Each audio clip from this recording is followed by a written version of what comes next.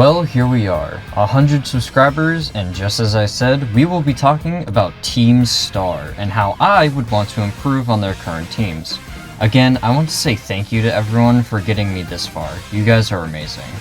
Now to set up some ground rules, there are some things I need to go over. For one, I won't be talking about Clavel or Penny due to them already having full teams, Clavel having a wide variety, and Penny having an Evolutions team. Second of all, I won't be counting any Starmobiles into their teams, otherwise they'd all have a Rev-a-Room as their final team slot. Third of all, just as before, I will be putting their teams fully evolved and the mindset of you are battling them as the final member before Clavel and Penny. Now first up, we'll start with Giacomo, the boss of the Seekin squad. As you can probably tell by his outfit and the Pokemon you battle in the Star Barrage challenge, he is a Dark-type specialist. His current team is only a single Poniard, and due to this, there are a lot of slots for us to fill up to give him a complete team of 6. The first Pokemon I'll add will be an Umbreon. It's my favorite Eevee evolution, and I think Giacomo could have a good moveset with Umbreon. Now I personally think the squad bosses could possibly use the same Pokemon you fight in their Star Barrage challenge, so I'm going to give Giacomo a Zoroark and a Honchkrow. Both good Pokemon, but now let's get into his 5th Pokemon slot. I thought it'd be nice to see more than just Arven be using a Mabostiff, so that's why Giacomo will get one as well, and because of its useful Guard Dog ability. Now his final Pokemon is one I think will actually give players a challenge since I'm not including the Starmobiles. Giacomo will have a Crocodile. It's a very useful Pokemon and can be a challenge with its Anger Point ability if the player tries to get a bunch of crits to get the battle over faster. Now to our secondary squad boss Mela, who is in charge of the Cedar squad. Now just like Giacomo, she only has one Pokemon on her team, and that being a Torkoal. So to start her off, I'm going to give her a Flareon. Although it isn't as good as Umbreon stat-wise, I think Mela could give it a good moveset.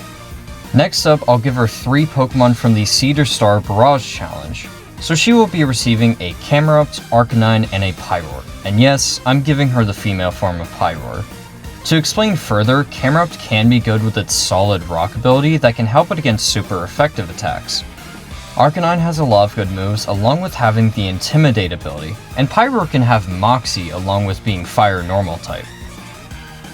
Now for her final Pokemon, I was going to give her a Paldean Tauros, but I thought of a better Pokemon. A Pokemon with a very unique ability. Colossal. A fun fact about Colossal is its signature ability Steam Engine.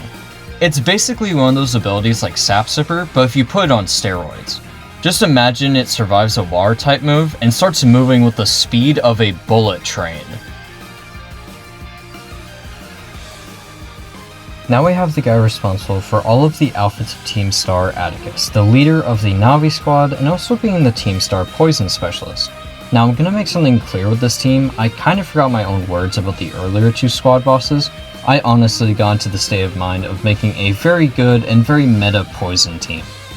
So Atticus has a Stuntank, Muck, and a Rev-a-Room. Now to start off with upgrading his team, I'm going to give him a Salazzle.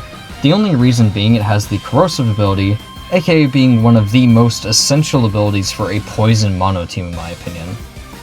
Now the second Pokemon I will be giving him is a Toxapex. Now if you know anything about how insane Toxapex is, then let me break it down for you. See, Toxapex has the Merciless ability, which in turn guarantees every hit is a critical hit if the target is poisoned, and you'll see why it's important later. Now I'm not done with Atticus. Atticus will actually get the honor of being the first person I chose to swap out someone from their main team setup. So I'm going to swap out his Muck with Glimmora. Now Glimmora is the only Pokemon to have Toxic Debris. Now if you combine Toxic Debris with Salazzle's Corrosion and Dragalge having access to both Poison Point and Poison Touch, you have an insane poison team setup. Oh, but I'm not done yet. All of that combined with Toxapex having Merciless, it just speaks for itself of how good and insane this team is.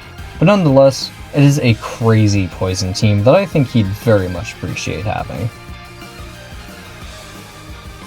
Now moving on from all that, next up we have the leader of the Ruchba squad, Ortega. Now his team is a very simple fairy type team consisting of an Azumarill, Wigglytuff, and a Dachsbun. Now to return to my original words, Ortega will be getting a Pokemon from the Star Barrage Challenge, so he'll be gaining a Grimmsnarl onto his team. Not only does it have the Dark typing, but it is an incredible physical attacker. Now his next Pokemon will be a Sylveon. Cool thing about Sylveon that I personally didn't know until now is its hidden ability Pixelate. Essentially think of Primarina's ability to turn sound moves into water type moves, but it turns normal moves into fairy type, which I think is pretty cool. Now for his final Pokemon, he will be getting a Hattern. Hattern is a useful Pokemon in my opinion for a fairy monotype like this. Its ability Magic Bounce can redirect a lot of status moves such as Toxic or Thunder Wave. Having this type of protection would make his battle so much more challenging in my opinion, which is always good. Now time for our 5th and final squad boss, Aerie, the leader of the Cap squad and a master of fighting types. Her team is a 4 Pokemon team, so we have 2 slots to fill. So her team is a Toxicroak, Passimian, Lucario, and an Annihilate. In my opinion, that's already a good team setup that covers some weaknesses, but her 5th Pokemon should be a Phalanx. Something great about Phalanx that makes it a perfect choice is its ability Body Armor, basically making it immune to critical hits. Now there are 2 honored characters in this video because Aerie is going to get a team change depending on what game you're playing. Her final Pokemon will be a Paldean Tauros, but I think it'd be cool to have its 2 different versions for what game you're playing. So if you're playing Scarlet, then she'll have the Fire type form, and if you're playing Violet, she'll have the Water type form. Nonetheless, I think her team is perfect to end off this video with. Now we've come to the end of the video, and if you liked this video and enjoyed, then please consider subscribing if you like what I do. I've been Wolfer Hydra, and I'll be seeing you all next time. In case I don't see ya. Good afternoon, good evening, and good night.